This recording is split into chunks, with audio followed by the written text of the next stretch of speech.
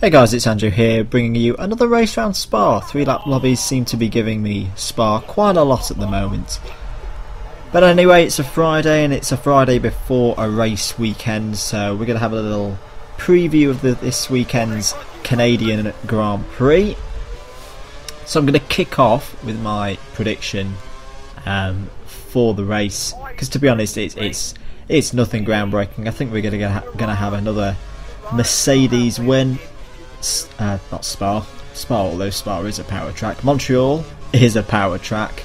Long straights, pretty quick corners, even though it's quite like a street circuit. If you've got a powerful engine, which all the Mercedes cars do, you're going to have a good time. It's also one of Lewis Hamilton's favourite tracks. He's gone there well in the past. I think he's won at least twice, maybe 3 times. I forget now. Although he hasn't always had the best of luck. I remember he ran into the back of Kimi Raikkonen one year in the pits. Yeah, I wouldn't be surprised at another Lewis win this weekend, probably with Nico Rosberg finishing second. And noticed in FP1 this morning, Alonso was quickest, so Ferrari seemed to be doing quite well, and Montreal tends to be quite a good track for them, so I wouldn't be surprised if Alonso finishes third. As for Red Bull, I think they're getting closer. They're definitely getting closer to Mercedes as the Renault engine gets better, although there have been some rumours that they may have done some rolling road testing recently. I'm not going to go into that this video, as I've not really read too much up on it, and I don't want to be getting my facts wrong, but yeah, I think Red Bull are definitely making steps forward and doing all they can to do that. So I think they'll be looking for at least good, strong points finishes. I think Vettel needs to have a really good weekend this weekend. He kind of needs to reassert himself against Ricciardo. But he seems quite upbeat considering the situation. I listened to an interview from the BBC with him that was saying, look, we know we're behind Mercedes, and on sheer pace we're not going to win. But that's not to say that something couldn't happen, and as long as they're in a decent grid slot, they're always in a chance of taking a race victory, which I think around a place like Montreal is very true. We've seen a high rate of safety cars around Montreal in the past, and I wouldn't be very surprised if we see that again, especially with the new turbo cars. First time with the new turbo cars around Montreal. Things could quite get interesting, probably not on the same scale as Monaco. But yeah, I think you can expect a few people in the wall, a few safety cars, and you never know, that could involve Hamilton or Rosberg or maybe both of them. Who knows? So staying on the characteristics of the Montreal track on lap 2, we've already covered the safety car aspect. The cars also struggle with tyre wear quite often round Montreal. It's probably one of the toughest races on tyres throughout the whole year. And I watched FP1 this morning, or morning as it was then, more like afternoon for us over here in the UK. And teams seemingly having trouble of getting heat into the tyres. Quite a lot of people going straight on, locking a brake, going into the hairpin at the start of Sector 3.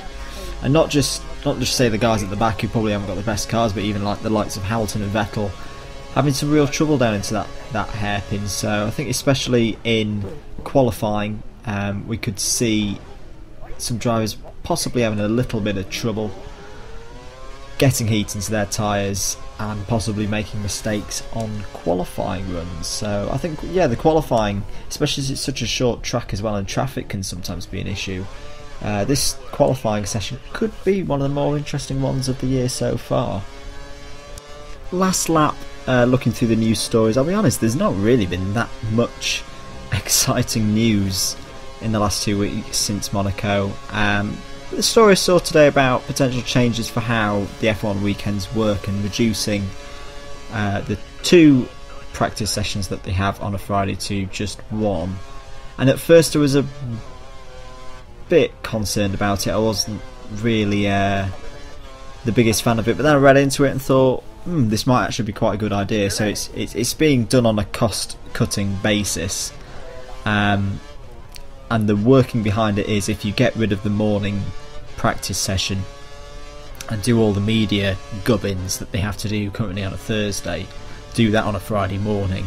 The teams don't have to be there. Well, the teams can arrive a day later, which obviously in terms of travel costs, hotel costs, all the infrastructure costs behind a race team going to a race weekend, or actually a race week that it's more like for them. One day less will cut a lot of costs, especially for the small teams. So having thought about it, I think that's a really good idea. They've also thought about it from a fan's perspective, so it can be quite hard to get a full day off work to see a full day's running on a Friday for some fans, whereas a Friday afternoon can be much more manageable for them. And yeah, it's good to see that the teams are thinking kind of in an outside the box way about how to get the costs down in ways that will work for all the teams, whether you're at the front of the grid or the back of the grid, or teams potentially coming in a couple of years. I think this approach would be a really good step forward on the cost cutting front. We'll have to see how it goes and whether they actually implement them. So I hope you've enjoyed the video. If you have, then give it a like. I'd just like to say a real big thank you to those who've subscribed to me recently. I've kicked past 50 subscribers in the last week. That's been really good to see, and I really do appreciate that. If you haven't subscribed already, then there's an annotation in the top right hand corner that you can click to do that. I've been Andrew the Blade. Hope to see you guys very soon.